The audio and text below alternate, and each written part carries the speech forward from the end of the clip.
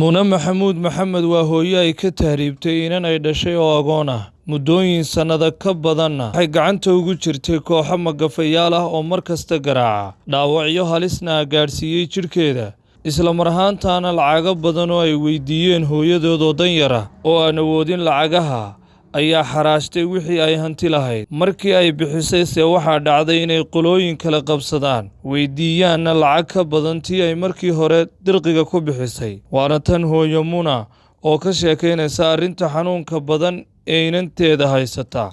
isla markaana walaalaha muslimiin ka codsanaysa inay ku soo caawiyaan wixii karaankooda una duceeyaan maadaama aanay awood u lahayn inay inanteeda ka furdaamiso magafaha manaxaanka. Bismillaahi Raxmaani Raxiim. Waxaan ahay hooyada dhashay Khadra Axmed Gaas Xaaji Waraabe oo iga tahriibtay Liibiya laygaga haysto oo iga maqan tahay sanad iyo badh oo lay weydiiyey magafii hore weydiiyey 15,000 oo 15,000 ee hore aan bixiyay iminkana mid kale loo dhiibay waxaan ummadda islaamka ee muslimiinta aan ka codsanaya si naxariis leh inay ii soo caawiyaan oo iminkana aan wax kale u hayn oo god lagu riday oo lagu garaacayo marka islaamka ummadda islaamka waxaan ka codsanaya inay si naxariis leh igu soo caawiyaan oo waxay tari karaan igu soo taraan magafii burca ka kaxeeyay wuxuu mariyay Itoobiya 15 cisho gudahood bay ku tagtay maalintii 15aad ayaa layla soo hadlay ninkii magafaha Liibiyaanka bay soo garaacay markii soo garaaceen wuxuu yiri 15,000 baa laga rabaa inantaadu way jajaban tahay gaari baa la dhacay 15,000 degdeg waa inaad u soo bixisaa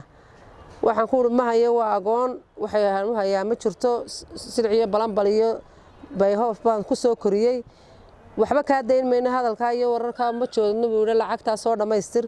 sanad bay ninka uu gacanta ku hayay kii aan u wareegay magaalada ee aan u dawarsi tagay ee aan burco u dhex wareegay aan bac u dhex qaatay ee la soo caawiyay aan 10,000 ee hore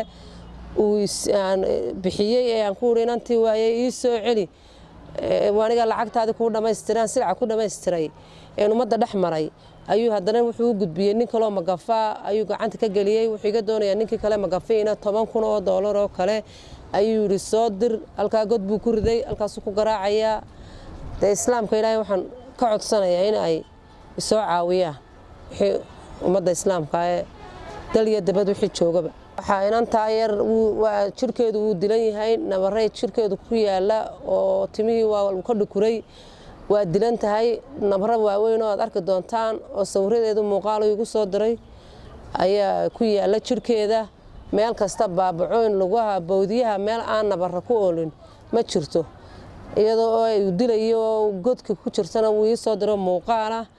de ummadda islaamka baan ka codsanaya inanta yar aan cid islaam oo kale oo maanta caawinayso ma laha ehel ma laha caawiya oo ku tara anigu baa u orda anigu baa u wareega sarimada dadka u dhex wareega qof ku yiraahdo adigii shalay soo maray iyo qof yiraahdo maantana isiiya de islaamka ilaahay waxaan ka codsanaya ummadda inanta yar agoonta ay halka ku sulcaysay lagu dilayay ku dhibaataysan maantada wuxuu iga doonayay ila soo hadlay igu yiri waxaad soo dirtaa $100 oo aan dawo u siiyo way xanuunsanaysaa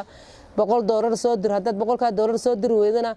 inta in ka badan baan ku soo dhufanaynaa bay igu yiraahdeen ummadda islaamka waxaan ka codsanayaa muslimiinta ee dal iyo dibadba jooga inay soo caawiyaan oo inanta yar agoonta inay lahayn ee aan balanbalka ku soo bixiyay lacagteedii hore iyo dawarsiga inay wixii islaamay kale soo caawiyaan dal iyo dibad haddaba walaalaha muslimiinta ee doonaya inay caawiyaan inantan yar ee dhibaataysan ee magafaha gacanta ugu jirta waxay wixii karaankooda ah ee ay u awoodaan ay ugu diri karaan nambarada shaashada idinka muuqda. Axmed Daahir Nuux Nasabka, Star TV, Burco.